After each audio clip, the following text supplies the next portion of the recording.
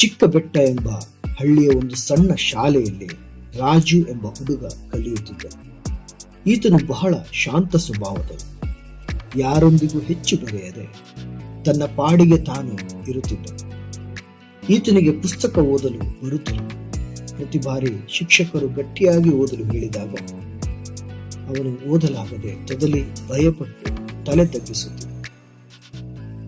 ಆತನ ಗೆಳೆಯರು ಇದನ್ನು ನೋಡಿ ನಗುತ್ತಿದ್ದರು. ರಾಜು ಇದರಿಂದ ಬಹಳ ಕುಗ್ಗಿ ಹೋಗಿತ್ತು. ನಾನು ಅವರಂತೆ ಬುದ್ಧಿವಂತನಲ್ಲ, ನನಗೆ ಇಂದಿಗೂ ಓದಲು ಸಾಧ್ಯವಿಲ್ಲ ಎಂದು ತನ್ನೊಳಗೆ ಅಂದುಕೊಳ್ಳುತ್ತಿದ್ದ. ಒಂದು ದಿನ ಪ್ರಾಂಶುಪಾಲರು ಒಬ್ಬ ವಿಶೇಷ ಅತಿಥಿಯನ್ನು ಆ ತರಗತಿಗೆ ಪರಿಚಯಿಸಿದರು. ಅವರ ಹೆಸರು ಸವಿತಾ. ಅವರು ಸುಪ್ರಸಿದ್ಧ ಲೇಖಕಿಯಾಗಿದ್ದರು.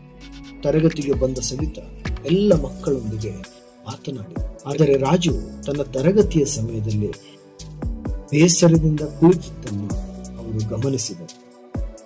ಅವರು ಹತ್ತಿರ ಬಂದು, ನಿನಗೆ ಕಥೆಗಳು ಇಷ್ಟವೇ ರಾಜು ಎಂದು ಕೇಳಿದರು. ನನಗೆ ಇಷ್ಟ, ಆದರೆ ನನಗೆ ಓದಲು ಬರುವುದಿಲ್ಲ ಎಂದು ಅವನು ನಿಧಾನವಾಗಿ ಹೇಳಿದನು.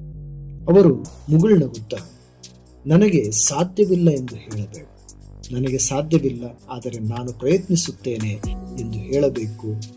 ಅವರು ತಮ್ಮ ಪುಸ್ತಕಗಳಲ್ಲಿ ಒಂದನ್ನು ಅವನಿಗೆ ಕೊಟ್ಟು ಅವನಿಗಾಗಿಯೇ ಸಹಿ ಮಾಡಿ, ದಿನಕ್ಕೆ 1 ಸಾಲು ಓದಲು ಪ್ರಯತ್ನಿಸು, ವಾರಕ್ಕೆ 1 ಪುಟ, ನಿಲ್ಲಿಸಬೇಡ, ಓದುತ್ತಲೇ ಇರು ಎಂದು ಹೇಳಿದರು. ಆ ದಿನದಿಂದ ರಾಜು ಒಂದು ಗುರಿಯನ್ನು ಇಟ್ಟುಕೊಂಡನು. ಪ್ರತಿ ರಾತ್ರಿ 1 ಸಾಲನ್ನು, ವಾರಕ್ಕೆ 1 ಪುಟವನ್ನು ಓದಲು ಪ್ರಾರಂಭಿಸಿದನು. ಹಲವು ತಿಂಗಳುಗಳ ನಂತರ ಶಾಲಾ ವಾರ್ಷಿಕೋತ್ಸವದ ದಿನ ಆತನು ಭಾಗವಹಿಸಲು ತೀರ್ಮಾನಿಸಿದನು. ಒಂದು ಒಳ್ಳೆಯ ಕವನವನ್ನು ಓದಿ ಸಿದ್ಧಪಡಿಸಿದ. ವಾರ್ಷಿಕೋತ್ಸವದ ದಿನದಂದು ನೆರೆದ ಸಭೆಯಲ್ಲಿ ವೇದಿಕೆಯ ಮೇಲೆ ನಿಂತು ಸವಿತಾರವರು ಅಂದು ನೀಡಿದ್ದ ಪುಸ್ತಕದಿಂದ ಕವನವನ್ನು ಸುಂದರವಾಗಿ ಓದಿದರು. ಇದನ್ನು ಕೇಳಿದ ಎಲ್ಲರಿಗೂ ಆಶ್ಚರ್ಯವಾಯಿತು. ಆತನನ್ನು ಹೀಯಾಳಿಸುತ್ತಿದ್ದ ಮಕ್ಕಳು ಆತನು ಸ್ಪಷ್ಟವಾಗಿ ಓದಿದ್ದನ್ನು ಕೇಳಿ ಸಂತೋಷದಿಂದ ಜೋರಾಗಿ ಚಪ್ಪಾಳೆ ತಟ್ಟಿದರು.